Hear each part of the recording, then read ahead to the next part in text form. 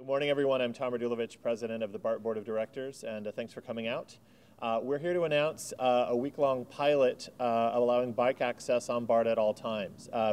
As you probably all know, in August we tried on five consecutive Fridays, to allow bike access during the commute period, and we learned a lot from that. We learned a lot by going out to the platforms and observing, to being on trains and observing, and then reaching out to our customers through polls, through online surveys, through surveys on trains, and so on. So we think that that pilot was a success. It was a success because the rider reaction was mostly positive, which was great, and it was a success because we learned a lot. We learned a lot what we need to do to our system and for our system in order to maybe make this a success. So we've learned from those changes and incorporated some of them into the proposal that we're going to bring forward starting next week, which is a week-long pilot where we would allow bikes on BART during all hours.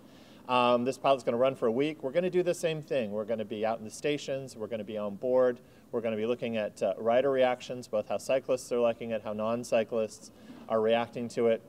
We're going to see how some of the changes that we've made between now and then are working. We've been working hard to create more bike space on trains. So there's going to be more space near the doors than there was in August.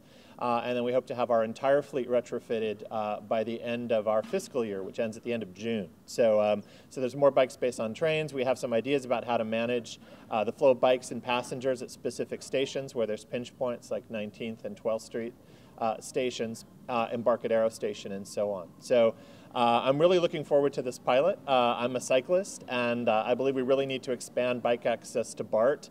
There's a lot of people, and I'm one of them, for whom cycling to a BART station and leaving your bike at the station works. I don't need it on the other end, but there's a lot of people who will need their bike at both ends. So our strategy is twofold. One is to create more secure bike parking at stations.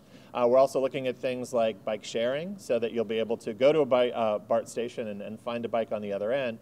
But for those folks who do need the bike at both ends of the trip, we're actually trying to create a way to accommodate them on trains and not inconvenience our other riders. So with that, we can get to your specific questions later on, but I did want to introduce our speakers. Our first speaker is Leah Shahan, Executive Director of the San Francisco Bicycle Coalition. Welcome, Leah. Yeah.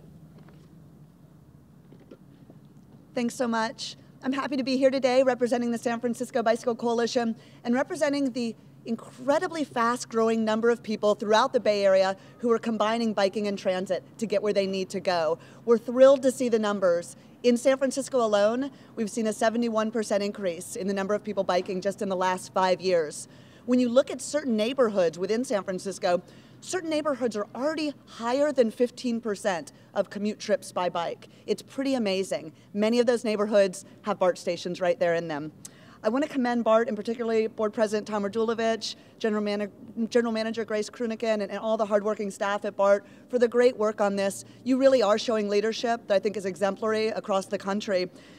You have the foresight and understanding to see the connection between the growing number of people biking in our region and the role that your system plays as a leading regional transportation provider. You are going to be able to provide more people trips, more people access to jobs, to their kids' schools, to cultural events and activities, weekdays and weekends, thanks to the opening up of access to people with bikes. You can look behind me here and so many stations to see we're almost at capacity at these bike racks. You have so many great new bike stations coming online. They're filling up quicker than we can imagine, which is great. But there are a lot of people who do need their bikes at both ends of the trip. We know that for some folks it works to bike, get on the train, and maybe walk to their other destination on the other end. But for a lot of people we hear from, maybe they're coming from University at Berkeley and need to go to a job in San Francisco, or visiting friends in the East Bay from San Francisco. They may have a mile or so on either end of their trip. And for them, the bike is a critical link to using BART. It means that they can avoid a car trip across the Bay Bridge, or perhaps waiting much longer or riding on limited numbers of local lines. So this really is going to help folks out. And we're really excited about the trial next week. We really see this as an idea whose time has come. Thank you to BART for recognizing that. I think that we're going to see a very successful pilot. We will see how we do, but we're very hopeful that it's going to be positive. I want to say also that we're proud the San Francisco Bicycle Coalition, along with the East Bay Bicycle Coalition, has recruited literally hundreds of volunteers who will work literally hundreds of hours for free down on the BART platforms, making sure that people know the rules of this pilot. That's critical, and we're committed to do that.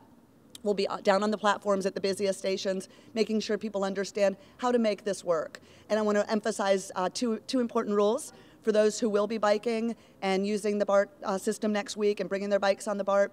Two things to remember. Number one, no bikes will be allowed in the first 3 cars of the trains. That's important. That's different than the trial last year.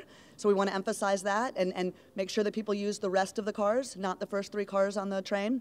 And number two, just use common sense and courtesy. It goes a long way. If a train is too crowded, if a car is too crowded, wait for the next one. We want to make sure that all passengers have room, space, and that we do all make room and coexist for each other. So we're very excited about this. We are hopeful that if the trial goes well, and we think it went well last year, that we will see BART consider opening access all hours for the growing number of people bicycling. So thanks to everybody. And I'd love to introduce now my counterpart in the East Bay, Renee Rivera from the East Bay Bicycle Coalition. Thank you, Leah. My name's Renee Rivera. I'm the Executive Director of the East Bay Bicycle Coalition, and echoing what Leah has said, our 4,000 members are incredibly excited about this next pilot of all hours access for bikes on BART. We were really pleased to work closely with BART on the pilot back in August, which went very well, and we had, as Leah mentions, we had hundreds of volunteers out keeping things going smoothly, answering people's questions, and also helping to gather surveys to find out how it's impacting all riders, not just riders with bikes. And as a part of that, we got to hear a lot of stories from people who were riding during the pilot and how much it impacted their everyday commute. And one of the things that we really see here in the East Bay in particular is that there's a lot of folks who actually commute within the East Bay who aren't going into San Francisco. So I talked to people, for instance, who are commuting from Pleasant Hill to a job in Emeryville. They're coming onto the train when it's relatively empty, getting off before it really gets crowded going through the tunnel. And so their commute was so much easier. I talked to one young man who said, you know, normally I get on and I have to wait till the end of the blackout period. And so I'm in like this little mini bike rush hour because I have to get on with a whole bunch of other bikes who are all waiting to get on. And I went on during the regular hours, got to my job at 9 o'clock the way I'm sure my boss would prefer I did. And it was actually less crowded, you know, which was a kind of, I hadn't thought of this when he told me the story. Because he's able to go through normal hours and it's a trip within the East Bay, his commute went much more smoothly. And I've spoken to other people. I talked to a teacher who lives out in Pleasanton and works in Fremont, and she talked about how much easier her commute was, being able to go on during normal commute hours. And this is all capacity that we can that's easily available on BART. There's so much room within the East Bay for people's commutes to go more smoothly with all hours access. And it really is everyone kind of figuring out for themselves how their commute works and whether it works to bring a bike on. And so I really applaud the work that BART is doing to make the system more accessible for bikes. It's really helping those of us who do use a bike as part of our commute, helps to solve the last mile, how people get from transit to their jobs, and along with that, providing better, secure bike parking at the stations and working towards a time when I hope we'll bring bike share to the East Bay, not just to San Francisco. It'll be launching this fall in San Francisco. It's going to be part of a whole solution to really give everyone a healthy, economical choice in how they get to work. For a lot of people in the East Bay, they don't have that choice right now. They really have to drive. But what we're doing is really creating choices for people, and I applaud the work that BART is doing, and I think it's going to help use the system's capacity even better than it is now. So we're really pleased to be partnering with BART on this pilot and looking forward to, I think with all of the changes that have gone in, particularly creating space for bikes on the individual cars, that we're going to see a successful pilot. And I look forward to working on the next steps to make this a permanent policy change for BART. I think it'll be a huge benefit for the whole region. Thank you.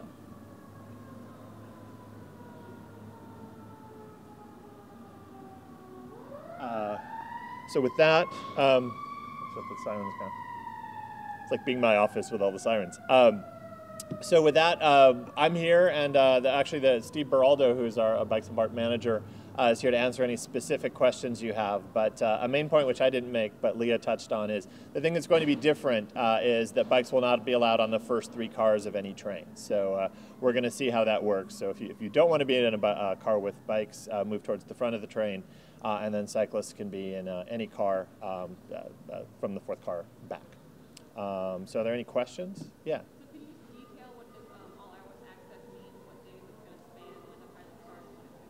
Sure. It starts Monday the 18th, sorry, and it goes until Friday. So it's just 1 week, next week. And it's on all trains in all directions. So it's system-wide on BART, but for 1 week, starting on Monday. You mentioned more space. Yeah. What other changes or what things did you learn from the first one? One of the things we learned, we had completely banned bikes at 19th and 12th Street stations. We learned that the real constraint is on the lower level. So we're working there on some ways to encourage people to, sort of queue and allow a space so that folks can get past. It'll benefit not only cyclists, but anyone just trying to walk down the platform.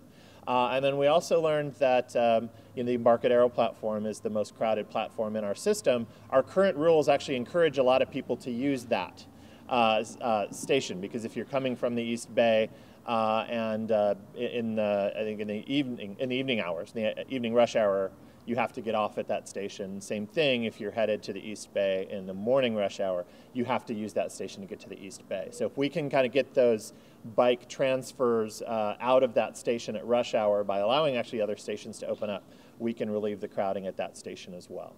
So those are sort of the 2 main things that we learned. And I think, my anecdotal, understanding of this from riding BART at times when the trains are crowded, not necessarily during the rush hour, but when trains are crowded, is that bike space near the doors, the removal of the windscreens and so on, makes a big difference in terms of being able to get a bike on and off pretty easily.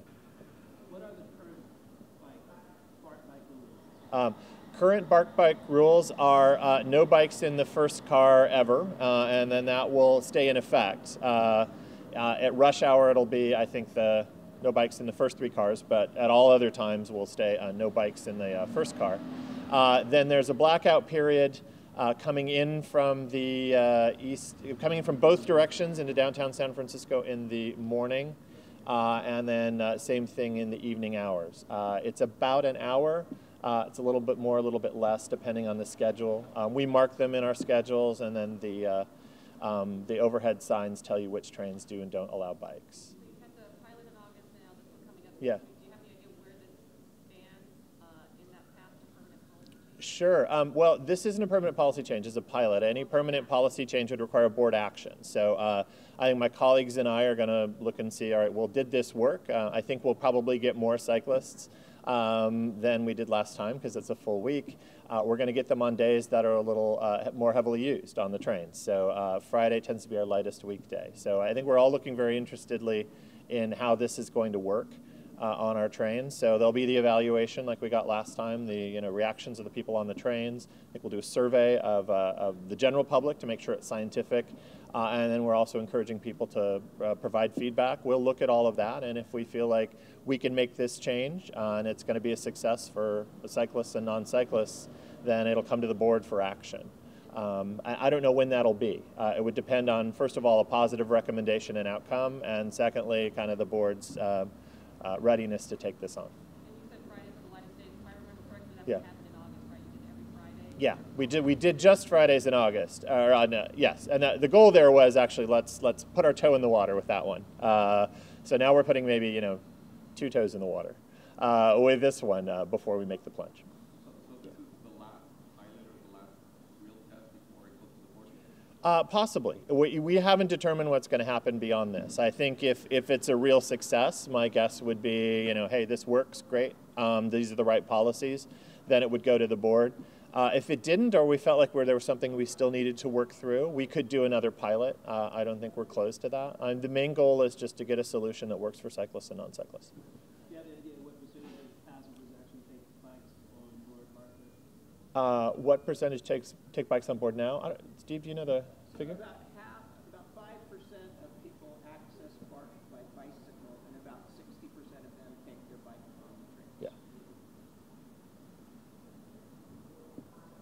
So yeah, and you know, the other thing, of course, is you know, as you know, if you use BART, our parking lots are filling up. We recently looked at our parking policy, and we found that of the stations with parking, I think only 2 by the end of the year we're projecting will not fill up on an average weekday. So we need to find other ways to get people to BART. One of those ways is, of course, cycling, and it's great, as everyone talked about. There were health benefits. One thing that was really interesting that I saw in a recent poll is they asked people how much they enjoyed their commute, and then they looked at the mode that they used to commute, and people who walked and cycled enjoyed their commute the most, and then transit, and then people who drove enjoyed their commute the least, which is a little bit unsurprising. So, so first of all, I think we can have a more enjoyable commute. Secondly, it's healthy. Third thing is it's good for the environment.